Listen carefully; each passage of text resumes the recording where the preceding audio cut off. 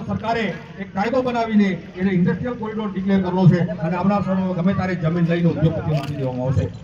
અને મેં તમને કીધું હતું કે મીરાખેડીના એ બાજુના ખેડૂતો લડી રહ્યા છે જમીન બચાવવા માટે.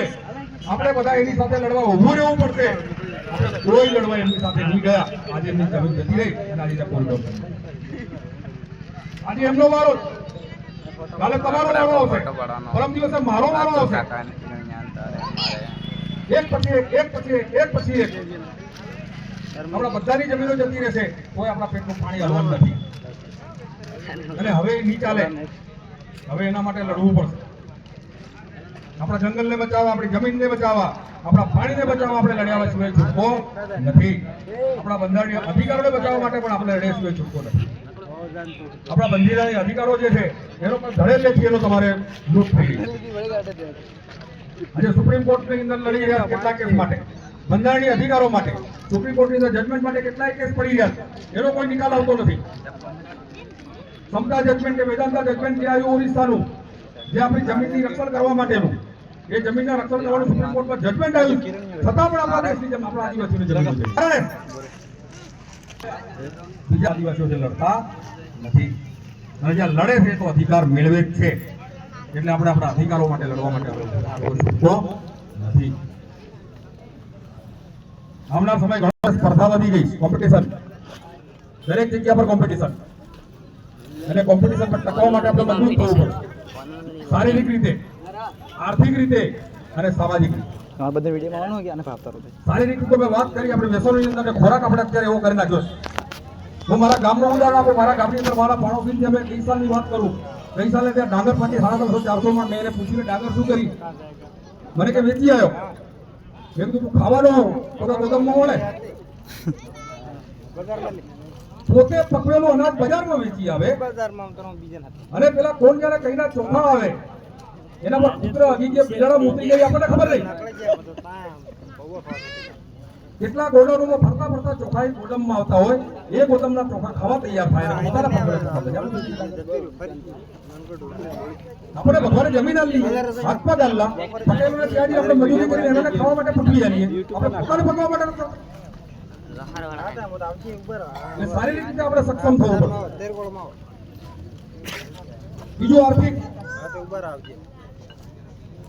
1 કરોડ આદિવાસી આ ગુજરાતમાં છે. 1 કરોડ આદિવાસીને સરકાર નોકરી આપી શકે એમ છે નહીં.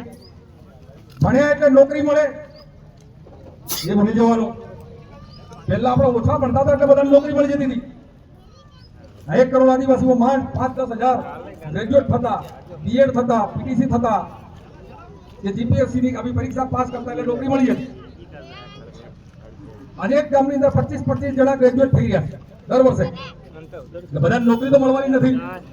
મેં આગળ વાત કરી પેલા ગણતર વાળી, જો તમે શિક્ષણ ગણતર વાળું મેળવ્યું હશે તો તમે તમારા શિક્ષણનો ઉપયોગ પોતાના રોજગાર માટે કરી શકશો. જો તમે શિક્ષણ મેળવેલું હશે સારું તો એનો ખેતીનો સારો ઉપયોગ કરી શકશો. તમે તમારું જે અનાજ પકવો છો કે જે શાકભાજી પકવો છો, જે ઓર્ગેનિક ખાતર દવા વગરનું, એનું તમે માર્કેટિંગ કરીને વેચી શકો છો. આજે તમે સુરતની બાજુ દક્ષિણ ગુજરાતની અંદર જાઓ, ત્યાંના આદિવાસીઓ આજે માર્કેટ ઉભું કર્યું છે. ત્યાં પોતાની દરેક વસ્તુનું, ચોખાનું બ્રાન્ડિંગ, શાકભાજીનું બ્રાન્ડિંગ, નાગલી, ઘઉં, દરેક વસ્તુનું બ્રાન્ડિંગ ઉભું કર્યું અને જાતે માર્કેટમાં બેહીને વેચે. એટલે આપણે જો શિક્ષણનો ઉપયોગ પોતાના રોજગાર માટે પણ હવે કરવાનો ચાલુ કરવો પડશે. નોકરીના ભરોસે બેસી જવાની જરૂર નથી. તો જ આપણે આર્થિક રીતે સક્ષમ થઈશું. બાકી નોકરીના ભરોસે રહ્યા તો છેલ્લે નોકરી શોધતા છેલ્લે મજૂરી કરવા જવું. એના કરતા આપણે શિક્ષણ મેળવ્યું છે, શિક્ષણનો ઉપયોગ આપણે એના માટે કરીએ. હવે વાત સામાજિક રીતે, એ તો મેં પહેલા જ વાક્યમાં બોલી ગયો, અડધા તઈ ઉભા છે ને અડધા અહીં બેઠા છે, બીજા તઈ ઉભા છે. આપણે સામાજિક રીતે એક નથી. જો કોઈ પાટીદાર સમાજને અત્યારે આપણે 5-10 વર્ષ પહેલા ભૂતકાળની અંદર 2015-14 ની અંદર લડતા દેખ્યો. આખા ગુજરાતના પાટીદાર એક થઈને લડ્યા. પેલો ચંદ્રશેખર આઝાદે જ્યાં રાજપૂતોની વિરુદ્ધ એક બોલી ગયો ઉત્તર પ્રદેશની અંદર, આખા દેશના રાજપૂત ક્ષત્રિયો એક થઈ ગયા. હયા નહીં થયા. અને આપણે રાજુભાઈ જાણે, અને રાજુભાઈ એમ કે હસમુભાઈ જાણે. આપણે લડવા માટે સામાજિક રીતે એક થવા માટે તૈયાર હતા. શંકરભાઈએ એક વાત કરી, શંકરભાઈ થઈ ગયા પેલા ભાઈઓને ઝઘડા વાળી. હમણાં બીજો કયો કાવી તમારા ખેડો કોટ નાખે તમે નીચે કોઈ ઝઘડો નહીં કરો, પણ તમારા ભાઈએ જો એક ટીકમ મારી દીધી તો શું દશા થાય?